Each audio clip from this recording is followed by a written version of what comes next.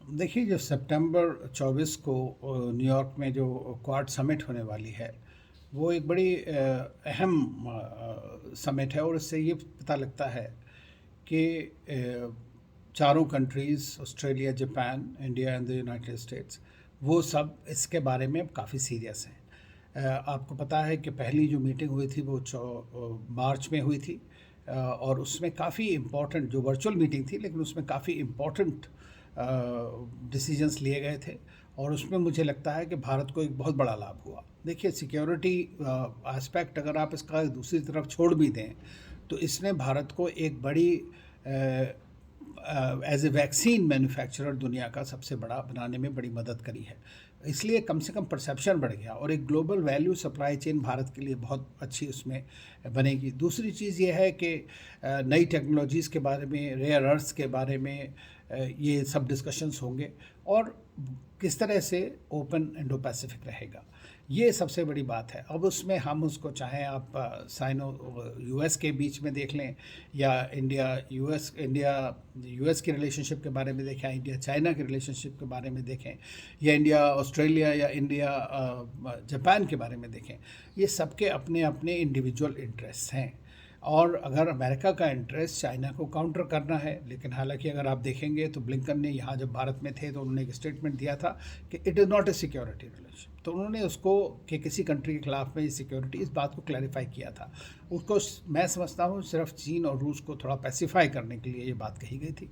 लेकिन जो जो उनका लार्जर ग्लोबल स्ट्रैटेजिक इम्परेटिव है, वो तो चलता ही रहेगा। उसको तो अमेरिका का है, क्योंकि अमेरिका का कंपटीशन अगर कोई दे सकता है तो इस वक्त सिर्फ चाइना है। लेकिन चूंकि अमेरिका भी भारत की तरह पॉलिसी कंपटीशन विद कॉपरेशन चीन के साथ फॉलो कर रहा है, और चीन भी इस बात को अच्छी तरह जानता है, क्योंकि कई सारे बड़े जो मुद्दे हैं, जैसे क्लाइमेट चेंज हुआ, टेररिज्म हुआ, यूनाइटेड नेशंस हुआ, इन सब चीज़ों में और ग्लोबल गवर्नेंस इश्यूज़ में चीन भी उतना ही इम्पोर्टेंट है जितना अमेरिका। और इस बात को वो अमेरिका भली भांति जानता है कि अगर ये बड़े इनिशिएटिव्स, और ख़ास तौर से क्लाइमेट चेंज में जिसमें प्रेसिडेंट बाइडन काफ़ी इन्वेस्टेड हैं, चीन का और रूस का एक रोल बड़ा अहम है, और उसमें भारत का रोल बड़ा अहम है। तो मैं समझता हूँ कि इस मीटिंग में ये बहुत बड़ी इम्पोर्टेंट मीटिंग है, और ये ख़ास तौर से ये बताती है कि क्वाड अब एक रियलिटी है।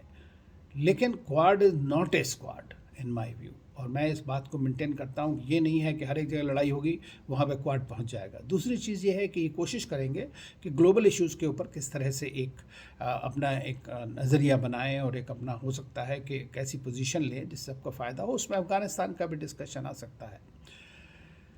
जहाँ तक पाकिस्तान के रोल की बात है, तो मेरा मानना ये है कि देखिए, पहले 50-60 साल 1971 से और उसके बाद तक पाकिस्तान जो है अमेरिका का नॉन नेट वाला ही था।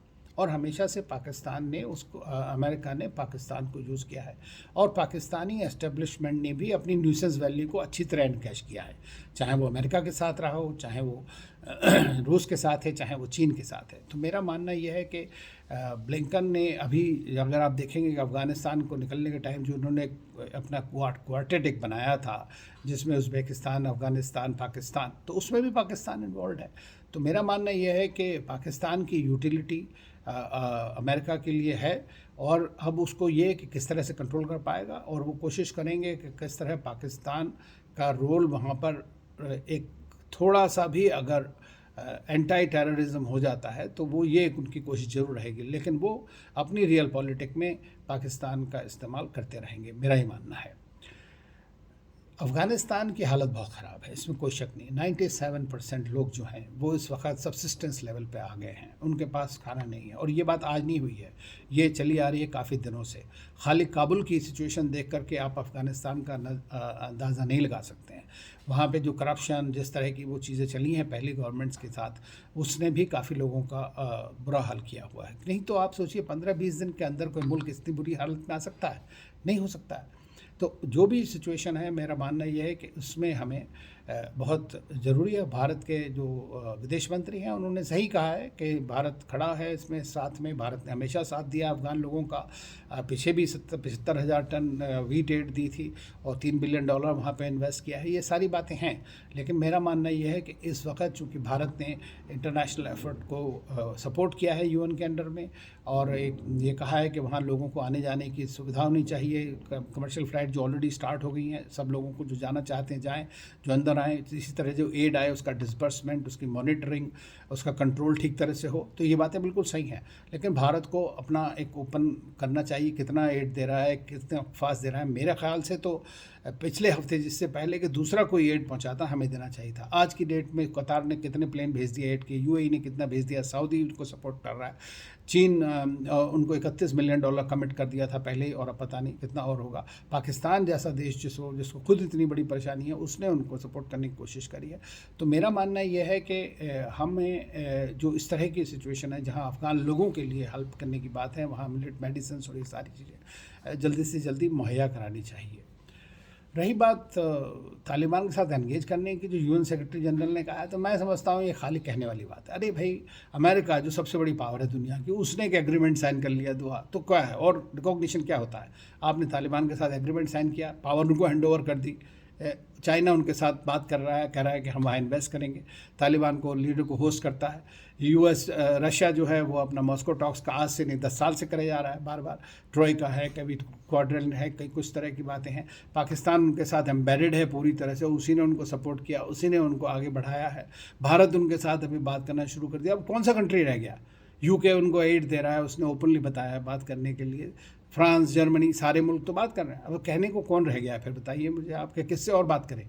तो एंगेज तो कर रही है दुनिया सारी उसमें।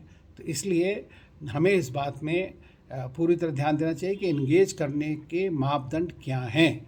ये सबसे ज़्यादा इम्पोर्टेंट है। क्या टेररिज्म को किस तरह से रुका जाएगा? क्या तालिबान की एक कैपेसिटी है कि वो दूसरे अलकायदा जैसे या आईसिस, खुरासान जैसे टेररिस्ट को रोक पाएगी जो आज तक उनके साथ लड़े हैं? तो एंगेज करने का मतलब ये है, और भारत जैसे मुल्क जिन्होंने हमेशा टेररिज्म सफ़र किया है, उनके लिए एक बड़ी चुनौती बनने वाला है ये। तो मेरा ख्याल से इस चीज़ को हमें पूरी तरह ध्यान रखना चाहिए। और लेकिन अफ़गान लोगों को ज़रूरत है इस वक्त, और उसके लिए अगर हमें तालिबान से बात करनी है तो करनी है। डिप्लोमेसी तो आफ्टर ऑल डायलॉग ही है, और डिप्लोमेसी क्या चीज़ है?